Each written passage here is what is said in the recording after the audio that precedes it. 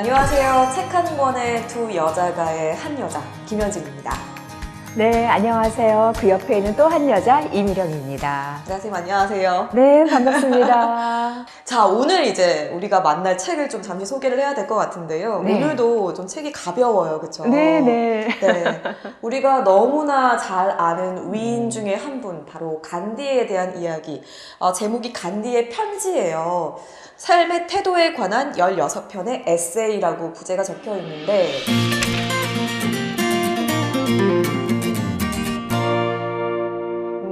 뭔가 부제는 에세이라고 하는데 저는 네. 에세이 중에서 이렇게 무거운 에세이는 처음 본 것 같아요.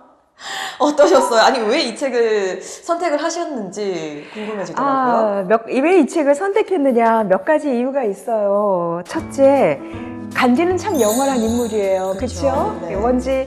원지는 잘 모르겠는데 간디 하면은 뭔가가 있어요. 맞아요. 비록 이 간디가 불교 신자는 아니지만. 네. 그리고 또 한 가지 제 마음을 가장 움직이는 단어가 편지예요. 편지. 근데 간디 선생님이 편지를 썼다면 어떨까 하는 생각이 어머나 하고 했고, 네.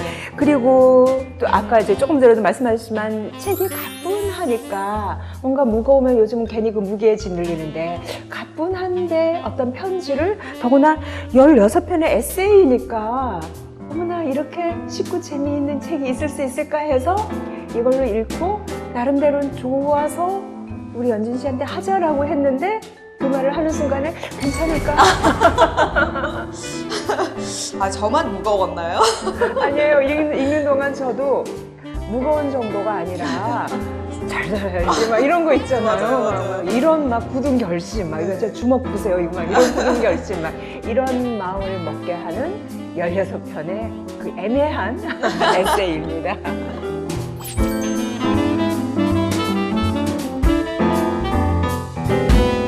참 새삼스럽게 놀란 것 중에 하나가 뭐냐면 정말 왜 훌륭한 인물에 관한 평전은 보통 어린이 위인 전집에 들어있고 어른들이 좀 만만하게 감동적으로 읽을 만한 책은 별로 없어요. 우리나라 특히 위인들 같은 경우 우리나라 위인들은요 다 어린이 위인 전집에만 있지. 맞아요. 그러네요. 제가 하다 보니까 유관순 이뤄가는 그 인물에 관해서 어떤 책을 읽어보려고 하는데 도서관에서 아무리 뒤져도 그 유관순 누나밖에 없는 거예요.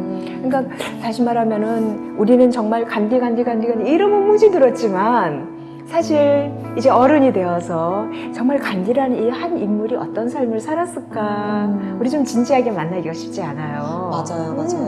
바짝 마른 할아버지가 네. 하얀 옷 입고 몰래 이렇게 네, 하는 맞아요. 그거 보면 할아버지 하면 사탕 줄 것 같은데 간디는 사상을 말을 하려고 하는 게 아니라 나 이렇게 살고 있다라는 거예요. 그러니까 당신도 이렇게 살으라는 거예요. 맨날 말로만 뭐 하지 말고 그렇게 살아라. 그게 모두 16가지의 이 에세이를 통해서 한 15개의 주제예요. 그래서 인생을 사는데 그 15가지를 말만 하지 말고 예를 들면 착하게 살아야 돼. 이 말은 누구나 하잖아요. 근데 진짜 착하게 사는 게 어떤 걸까? 그러니까요. 맞아요. 그걸 살으라는 거예요. 이렇게 우리한테 뭔가 행동을 촉구하는 편지글이다. 네. 이런 말씀 드리겠습니다. 그래서 사실 책이 두꺼울 필요가 없겠구나라는 생각도 드는 것 같아요. 사상가가 아니라 행동으로 보여주는 분이었기 때문에. 현진 씨는 어쩜 이렇게 말씀을 잘하실까? 그렇다니까요. 그런가요? 그러니까 여기에 지금 거의 16가지, 그러니까 15편의 에세이를 이렇게 편지로 담았는데 네. 사실 그 덕목 하나하나에 그 주는 그 묵직한 무게가 굉장히 무겁거든요. 진짜 지구에 해까지 들어가는 듯한 느낌이었어요, 사실은. 네. 그러면서 그 실천의 중요성, 앞서 다시 한번 얘기를 하지만 이렇게 실천하는 그런 모습을 이 책에서 또 그리고 있어서 네. 아 정말로 운동가가 맞겠구나. 그럼요. 네. 그런 생각이 들고 참 대단한 게 이분이 그냥 평범한 집도 아니고 명문가에서 태어나셨잖아요. 명문가에서 태어나고, 네, 변호사도 하셨고 그런데 그런데 정말 그런 인권이라든지 반폭력이 아니라 비폭력, 비폭력이에요. 네. 완전 무저항 비폭력 막 이런 네, 식으로 이런 걸 했다는 게 참 음. 대단하다라는 생각이 들더라고요. 그런 생각이 지금 이 편지가 옥중 편지인데 일종의 네. 옥에 갇혔을 때도 항상 우리는 이런 생각으로 살아야 돼 하면서 이러한 글을 계속 그 자신의 동료나 동지들에게 보내게 된 것 같습니다. 네. 그 다음에 저는 이걸 읽으면서 참 재밌었던 게 입맛 통제하는 거. 저희 보면서 거의 굶어 죽지 않을 정도로 먹어야겠구나. 그러니까.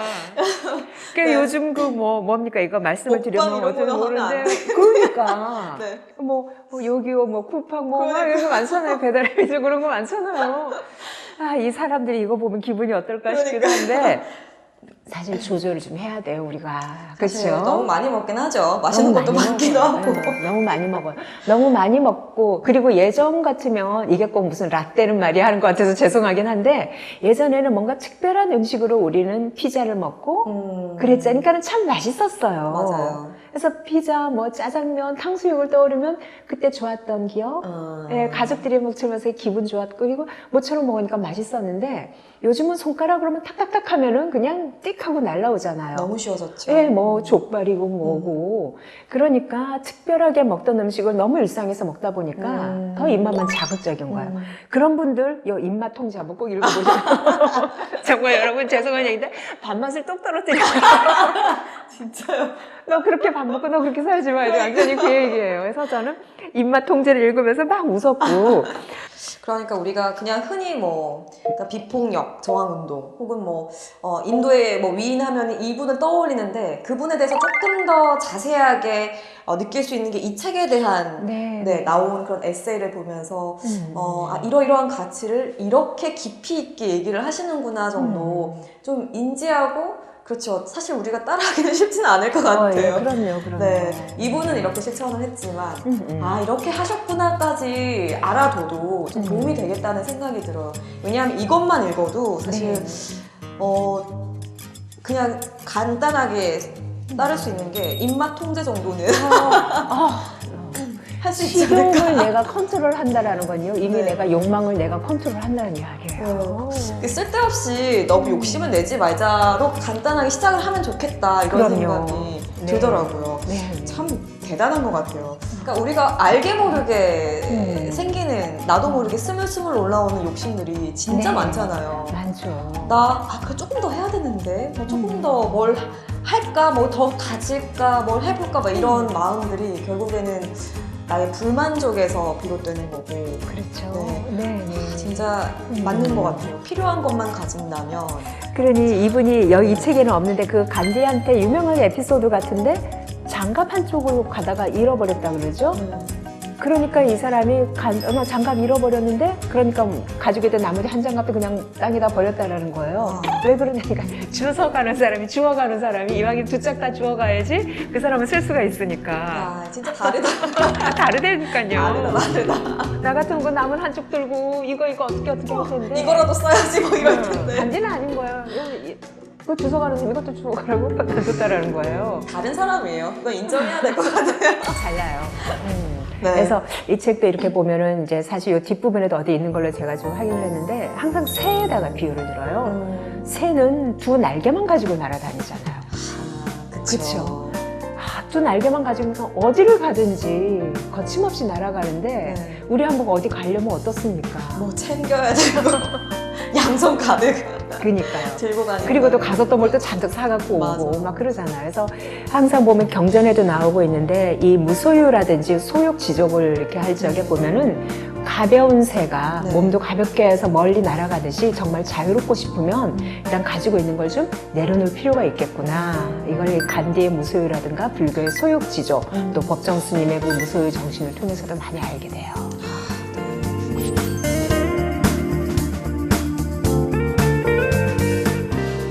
사실 제가 이 책을요, 저는 냉정하게 말하면 이 책은 크리스찬을 위한 책이에요.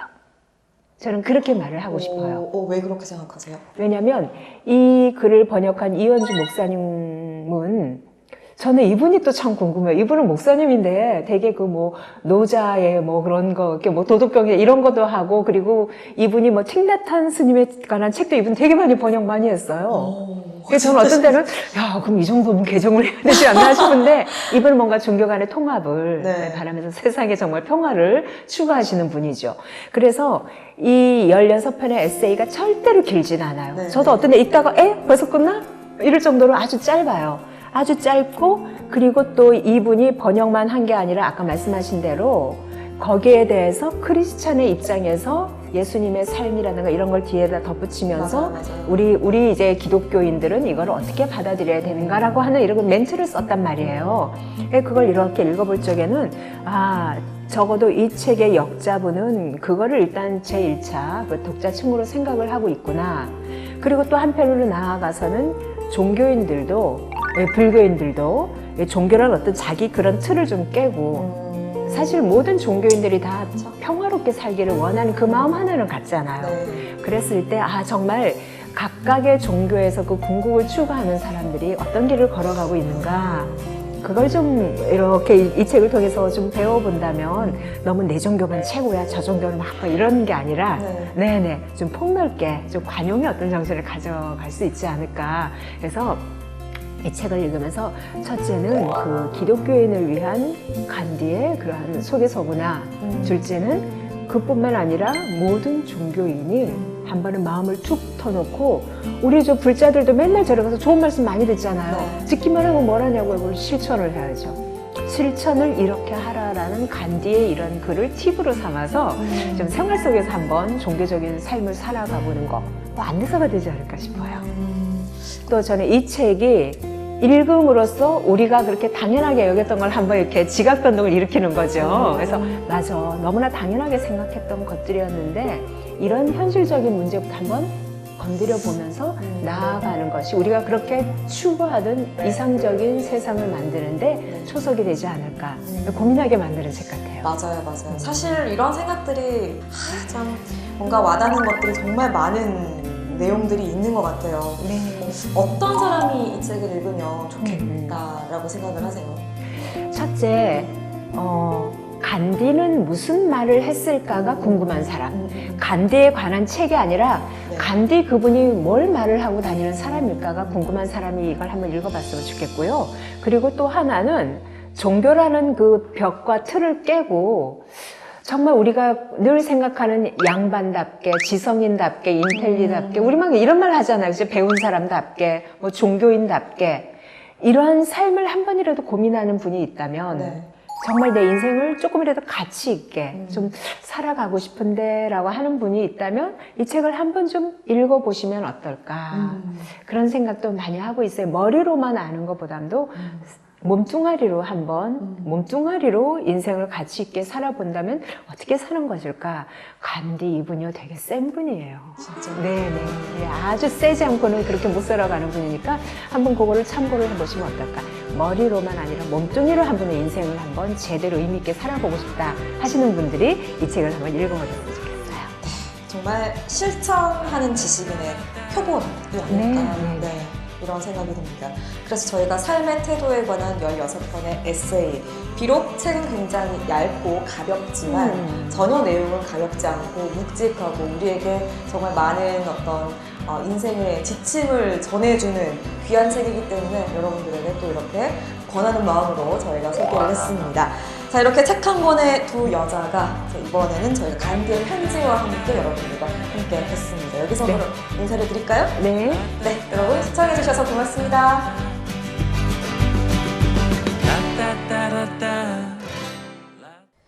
우리가 재물, 가정, 몸에 대한 집착을 떨쳐버릴 때 우리 가슴에는 두려움이 차지할 자리가 없다. 땅의 것들을 포기하여 그것들을 즐기라는 말은 참으로 고상한 훈계다. 재물, 가정, 몸은 거기 그렇게 똑같이 있고 다만 그것들에 대한 우리의 태도가 달라져야 한다. 이 모든 게 우리 것이 아니라 신의 것이다. 세상에 있는 어떤 것도 우리 것이 아니다. 우리마저도 그분 것이다. 그런데 우리가 왜 무슨 두려움을 간직할 것인가? 그래서 우파니샤드는 권한다. 사물에 대한 집착을 여인 상태로 그것을 즐겨라. 소유자로서가 아니라 맡은 자로서 그것을 대하라는 얘기다. 우리에게 그것을 맡기신 분이 온갖 고리대금 업자들로부터 그것을 지키는 데 필요한 힘과 무기를 우리에게 주실 것이다.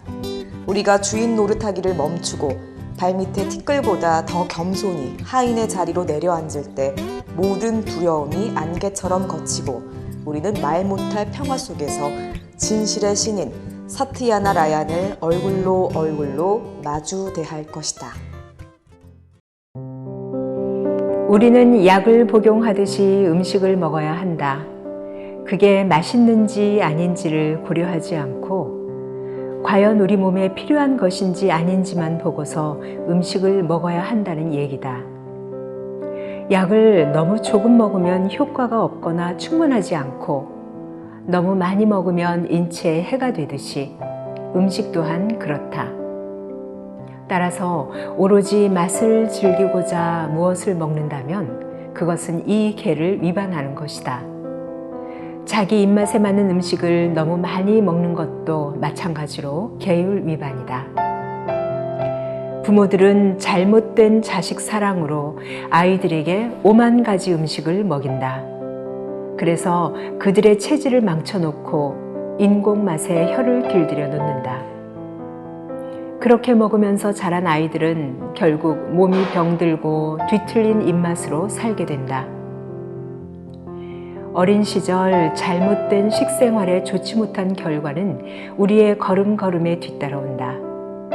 그래서 우리는 너무 많은 돈을 낭비하고 너무 쉽게 의료인의 밥으로 전락한다. 우리들 대부분이 감각기관들을 통제하기는커녕 오히려 그것들의 노예로 살아간다. 경험 많은 한 의사한테서 여태까지 건강한 사람을 단 한 명도 보지 못했다는 말을 들은 적이 있다. 사람이 한 번 과식하면 그때마다 몸이 상처를 입는데 그 상처는 금식으로만 부분적으로 치유될 수 있다.